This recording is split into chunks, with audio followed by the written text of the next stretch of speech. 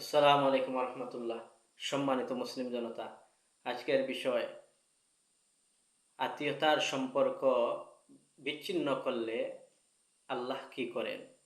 এর উত্তর নবীজির হাদিসে রয়েছে। হাদিসের কিতাব সহি মুসলিম, হাদিস নং 6413, মাদ্রাসার সিলেবাস অনুযায়ী হাদিস নং 2555। হাদিসটির বর্ণনাকারী আম্মাজান আয়েশা সিদ্দিকা রাদিয়াল্লাহু আনহা, রাসূলুল্লাহ সাল্লাল্লাহু আলাইহি সাল্লাম বলেছেন, আর রাহিম ও মুআল্লাকাতুন বিল আরশি, রহিম অর্থাৎ আত্মীয়তা বা রক্তের সম্পর্ক আল্লাহর আরশের সাথে ঝুলন্ত রয়েছে। তাকুলু, সে বলে, মান ওয়াসালানি ওয়াসালাহুল্লাহ, যে আমার সাথে সম্পর্ক বজায় রাখবে আল্লাহ তার সাথে সম্পর্ক ঠিক রাখবেন।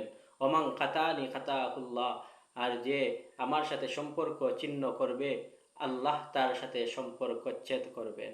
ওমা আলাইনা ইল্লাল বালাগ।